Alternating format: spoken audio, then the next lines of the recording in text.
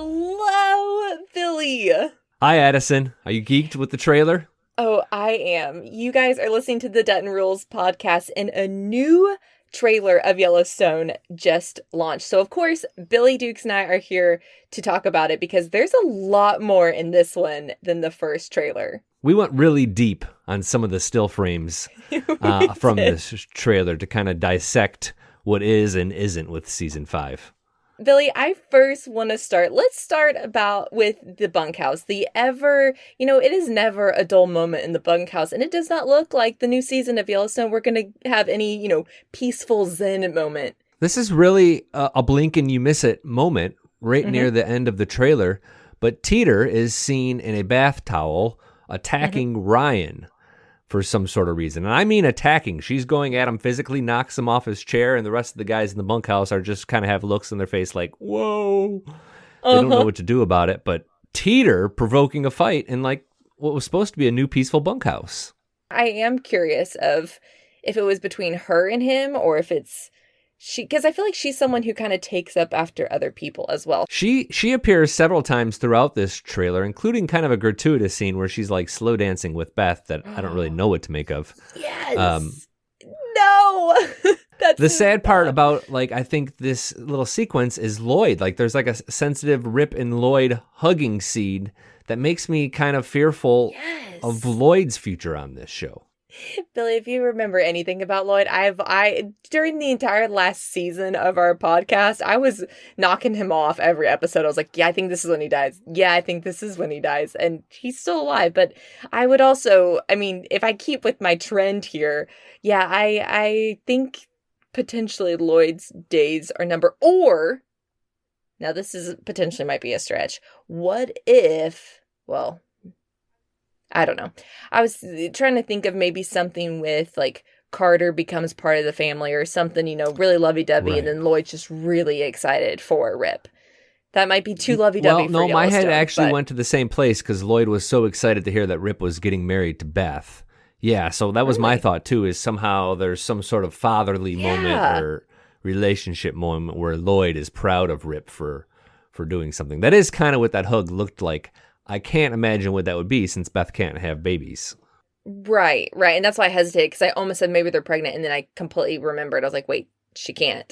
But speaking of Beth, I am very interested. You briefly touched on it, but the very brief dancing scene with Teeter, it looked like they were having a good old time. And so it proves or it continues to ignite my thought of, like I had said in our previous episode, I'm curious if we're going to see a different side of Beth potentially.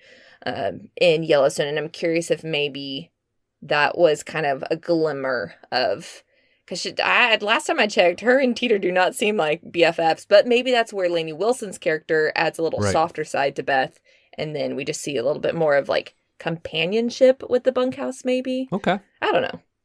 That's just my thought. Okay, I could be down with a softer Beth here in season 5, and we're certainly seeing some signs of that. I can get with that. I don't know if we're going to see a softer side between her and Jamie. I think that's potentially the only relationship.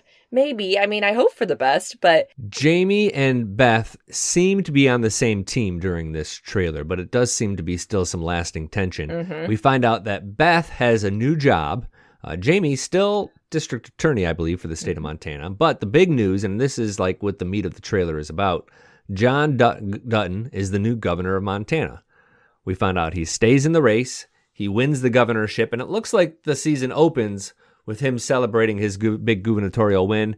He quickly fires the whole staff and hires Beth as chief of staff, so now she has an official political role. Jamie does as well, and John does as well. So we're all into the politics now. Which only spells disaster for me. Real quick, I think maybe it's important to remind people how John became governor because that was part of season 4 and that was a long time ago. Yes. Essentially, the old governor wanted Jamie to be governor. John said, no way that's happening. I'll run instead. The old governor was cool with that. So at the end of season 5, he was preparing to run as governor. Now it looks like we fast forwarded several months into advance and John has won and is taking the oath to protect Montana as the governor. That's just a relationship I do not put any type of weight of understanding. Yeah, there's no peace between those two, and I don't think there ever will be. For sure. Well, still keeping on the topic of Beth, there's a real quick, and it's one of those, it's funny with this trailer, I was watching it and it's kind of slow in the beginning. And then all of a sudden it's like, please don't blink because you're going to miss it because they cut all these different scenes. And so literally, like we just said, we had to pause and screenshot and like slowly go through the ending. But there's a scene where there's a concert at the Yellowstone Ranch. So I want to hear your thoughts, Billy, on that, and then I'll give my take. Well, it's one of two things. This is either a celebratory, just won the governor party and concert on the Dutton Ranch, or it's Beth Dutton kind of moving forward with her plan as the Dutton Ranch being a wedding or an event venue. This was like a buried plot line in season 4, and we only saw like one scene where she was advancing that. But there's very clearly a catering truck and some concert scaffolding going up, and then we see a band on a stage. I wish I recognized that band. I just didn't. And we go from there. So it's one of those two things. I guess I'm prone to believe it is a governor tour, a governor celebration party. Oh, okay. My answer was going to be that second that you talked about the wedding venue, that she actually did it, and that's still bringing out. Clearly I'm holding out for Beth to have a sensitive side in this season because I'm going to touch on it again. I think, this might bring out her more sensitive side. Finally, she gets to do the wedding venue. She's seen Lev all the time, because there's also a scene with her and Rip, and she looks really sad. And it's just, and he's holding her, he's comforting her. Once again, this is emotion that we do not see out of Beth. She's like, let me just bottle it all up and then figure it out on my own. And I'll just, take some people out instead. So that's why I keep leaning on the softer side. And naturally, weddings, all that just tends to aid the happiness. So you think that maybe bubble. Beth has fallen into Rip's arms because she's just upset that the flowers didn't arrive on time? Or that the caterer is overcharging? No, let's not go that far, Billy. You think maybe it's one of those? No. No, just more so I think that it softens her up. So then therefore allows her to be willing to express emotion. So let's say, she might have a tiff with John or whoever, but she's like going to, so here, track with me here. She's going to Rip for just like consult, where if you remember, because this is where I'm going in my head, the last time she had, a moment of releasing all of the emotions, she didn't go to Rip. She went to Walker. So that's why I'm like, whoa, wait, we're seeing that she's confiding and just like running to Rip. I like really big pictured this. I think you've been watching too much Bachelor. I do. That's so true, Billy. I can't even defend that. No, I'm too much in the love bubble. Right. Your optimism is heartening, but I don't know if necessarily that's what's going on here. She probably just, Carter got killed or something terrible. Oh my gosh, Billy. I'm just saying it's more likely. In La La Land until the season starts, okay? Back off. What? No, I'm just kidding. You know that Big Bargain detergent jug is 80% water, right? 80% water? I thought I was getting a better deal because it's so big. If you want a better clean, Tide Pods are only 12% water. The rest is pure, concentrated cleaning ingredients. Ooh, pass me the intercom thingy. Attention shoppers. If you want a real deal, try Tide Pods. Don't pay for water. Pay for clean. If it's got to be clean, it's got to be Tide Pods. Water content based on the leading bargain liquid detergent. We do find out that Beth has a new enemy, and we thought maybe before she had a frenemy, Yes. but this is a true enemy, and it almost looks like her equal. Carolyn Warner is Market Equity's CEO, and she seems to bring in some muscle, a corporate shark, as she's described, Sarah Atwood, and that is going to be Dawn Olivieri's character. And the key quotes in the trailer that set this up are Carolyn saying, "Ruin them," starting with her, and then Sarah Atwood saying something like, "I love when she gets emotional because it means more money for me." It takes me back to season 1 of Yellowstone when Beth was at the boardroom just ruthlessly firing people and embarrassing people in a boardroom. It was like the same type of corporate intensity. They're almost equals. I find this Sarah Atwood character to be super intimidating, super scary. You know who we need to talk about? The man that we have talked about pretty much every single episode because of his one line last season of, I saw the end of us. Mm-hmm. I guess we can first talk about, this is completely not too significant, but Monica chops her hair off, which took me a hot second. That's why we had to kind of do we took multiple screenshots and looked and make sure, different people are the same person or different people, who they are. But she chops her hair off. So I don't know if she's gone through a midlife crisis. Right. Yeah. I have a theory there. She never looks pregnant in any of the scenes of the trailer. Now, granted, you only get a glimpse. You don't get like a good side shot to see if there's a baby bump.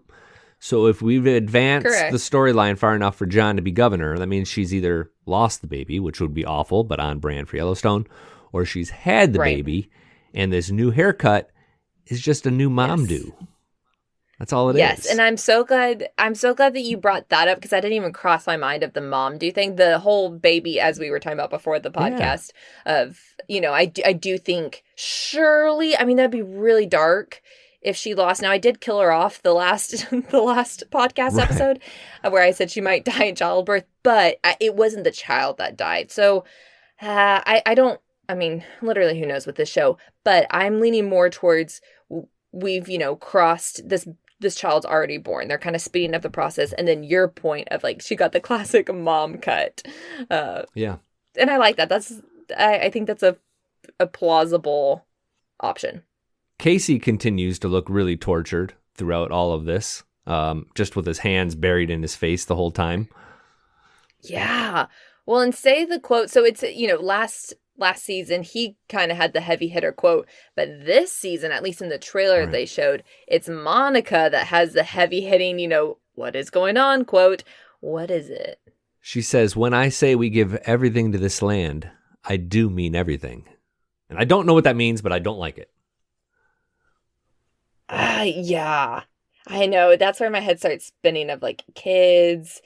Is it the only thing is I could like maybe and I think I talked about this a long time ago, but their relationship might be on the rocks of like he's giving everything to the land and not to their relationship. We know from some reading that he continues to kind of go back and forth and vacillate between being this family man and chasing his family's heritage on the ranch. So I think he's still kind of in that tortured space. No reference to what I saw the end of this might mean in the trailer. So that's like the big question, but they didn't even really bring it up in the trailer, which is a little frustrating. But there was some other meat here to get excited about, so that's fine. Don't forget, staff at tasteofcountry.com is where you can send your thoughts on this trailer. Go watch it and then tell us what you think. Do you have similar theories, different theories? Billy and I both always love reading them, so definitely go do that. And then while you're at it, please hit the subscribe button and give us a rating and review. We always greatly appreciate that. And there is more to come on this podcast. We are just getting started, and this season hasn't even begun yet.